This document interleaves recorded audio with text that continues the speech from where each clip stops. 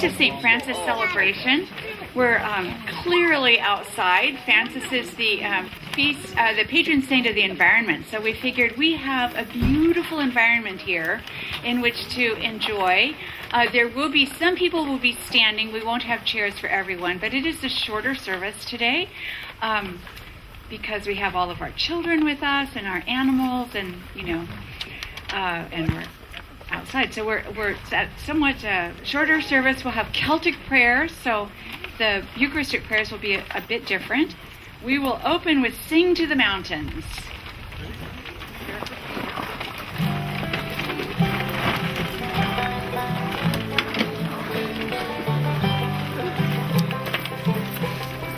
Sing to the mountains, sing to the sea. William, would you pass this out to all the children? This is a litany of thanks for animals in the life cycle of the earth. And there are little dogs and birds and all kinds of things to color on here. And there are crayons over at the table. So that if you feel like you need to, color, here's something for you. Now we're going to have our first reading from the book of Jeremiah. Is not this to know me, says the Lord? The word of the Lord. Thanks be to God.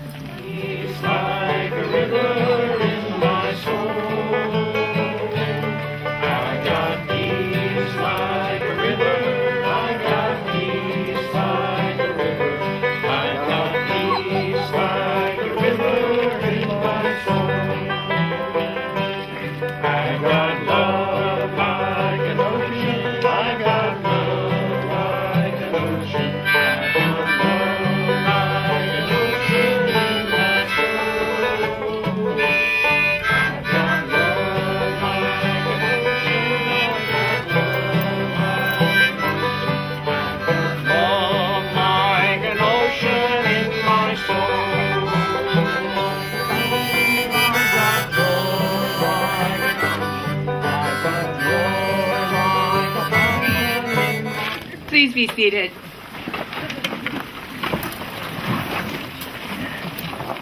We do have childcare. All the children are staying with us this morning, but there is childcare. Kira is our wonderful childcare person. She's here, and I've invited her just to be with us, but she is here to take your child, if you need, over to the preschool area to play.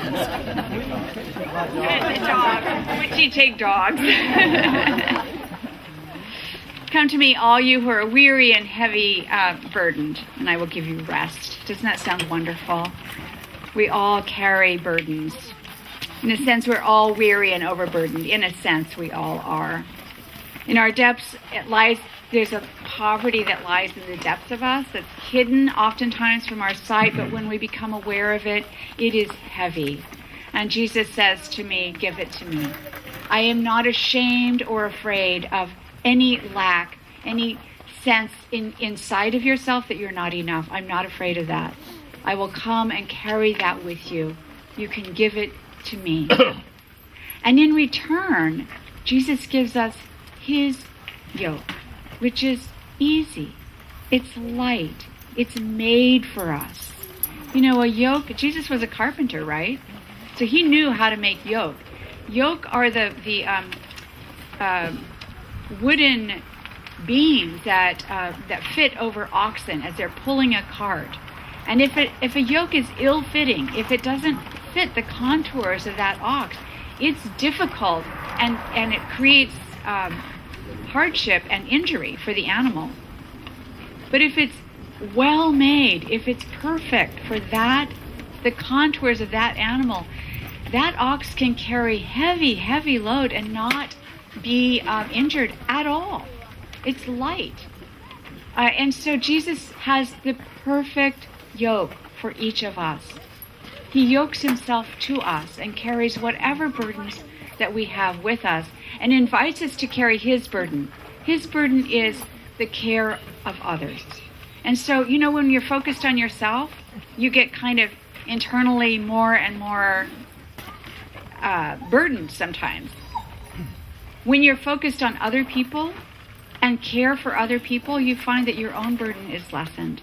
And so Jesus invites us to carry his yoke, to be yoked with him in carrying his burden, which is the care for others. So who do you care for? Some of us, we're yoked.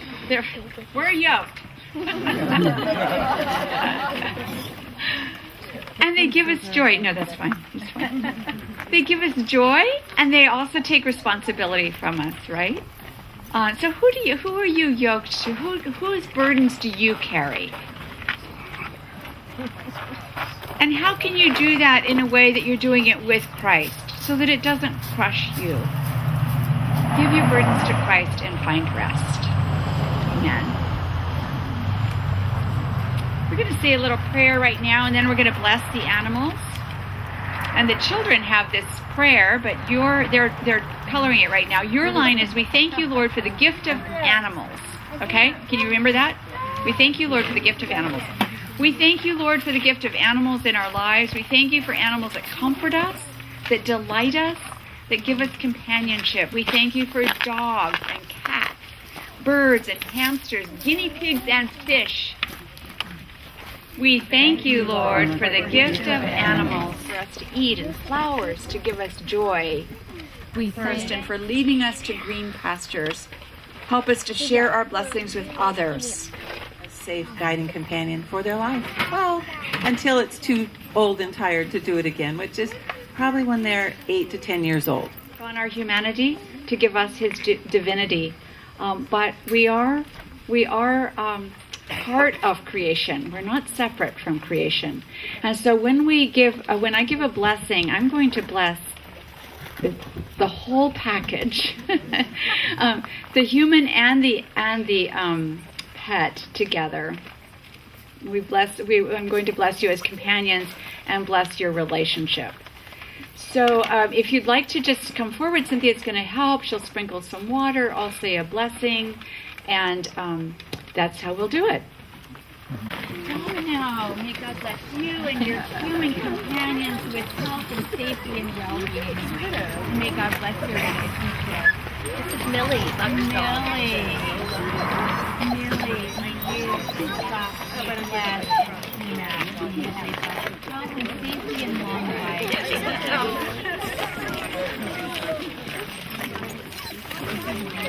Vera, may you and your companions be blessed with health and safety and well-being and long life. And this is our. Oliver, may you and Lee and Ricky be blessed with health and safety and long life. Roscoe, may you and your family.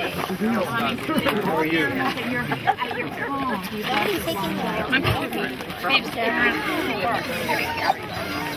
Phoebe, of course, may you be blessed with long life and health and and Rose.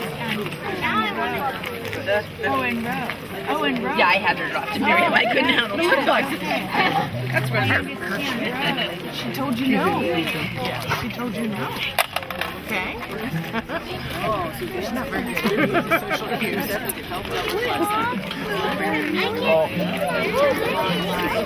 Oh, watch out.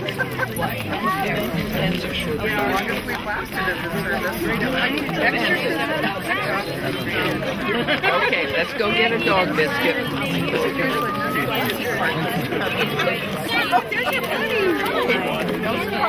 This created world, give us the will to preserve it and to love it. Amen.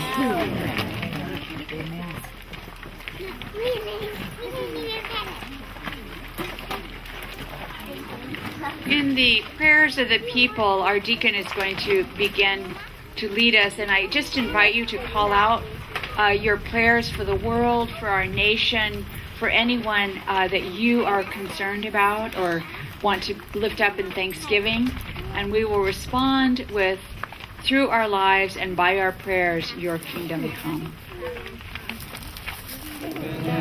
These little birds that sing, he made their glowing colors, he made their mighty wings. All things bright and beautiful, all creatures great and small, all things wise and wonderful, the Lord God made them all.